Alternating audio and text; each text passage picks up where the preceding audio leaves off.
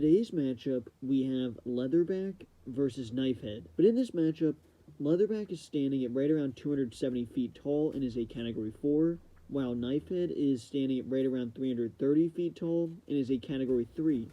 Leatherback, as you know, is the anatomy of a gorilla. A gorilla is really what Leatherback portrays, standing on all fours.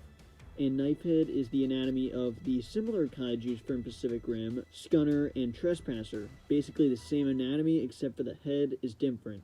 Now, the weapons that Leatherback comes into battle with is obviously the strong arms, which are able to slam, hit, and throw the opponent like he does to Gypsy Danger many times. Has the powerful bite, has the heavy weight that is definitely important with what Leatherback does, gives him the ability to throw things around and really slam down his fists and his body weight. And the EMP blast is really the only weapon that Leatherback comes into battle with.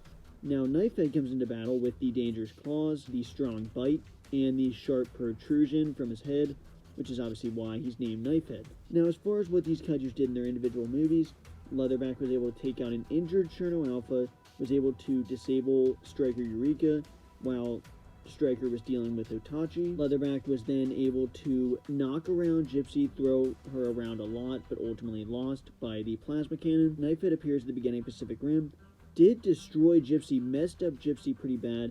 Obviously the Gypsy Danger piloted by Rowley and Yahtzee. While they weren't as good of pilots as Rowley and Mako, they were still very drift compatible, as it's mentioned in that movie. So while they aren't the best pilots, they still weren't that bad, and they were piloting the legendary Gypsy Danger Jaeger. So it is worth noting that Knifehead was able to mess up Gypsy pretty bad, kill one of the pilots, and ultimately destroy that Jaeger.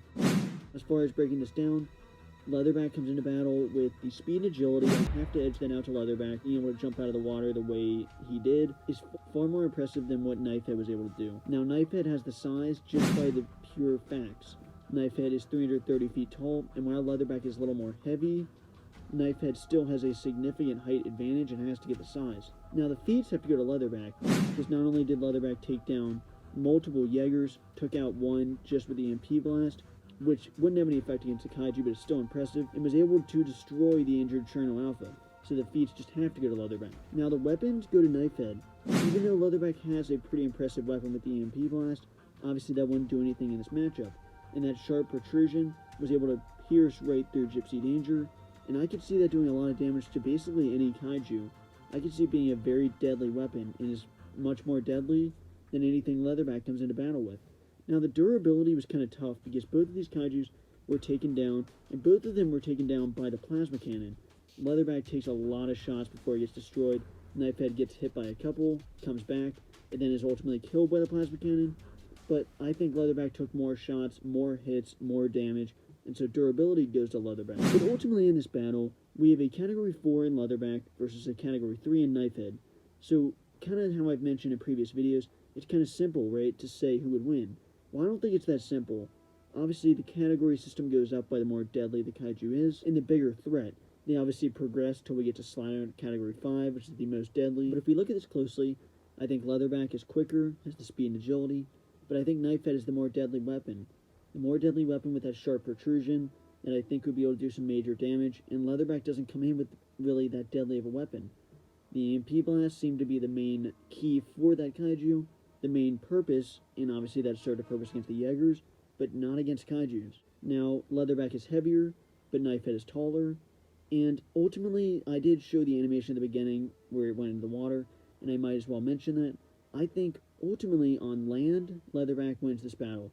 Being quicker, having that weight, being able to throw it around, will be able to throw around Knifehead and ultimately get the win in that aspect. But if this is in the water, completely submerged in the water, I do think Knifehead would win this fight, because not only is it just better in the water, it has that better weapon, and it looks like a kaiju that can be in the water. We saw it swimming, and it's very similar anatomy to Scunner, who we saw swimming around very well. So at the end of the day, Leatherback wins this battle on land, and in the water, Knifehead would win this battle.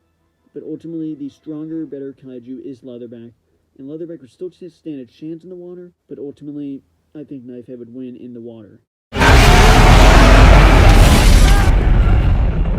Make sure you let me know down below who you think would win in this matchup, and which matchup I should do next. I should have some movie reviews out soon, and some other versus videos, along with some other different videos that I've been thinking about. Let me know down below what you thought of this matchup, and thanks for watching.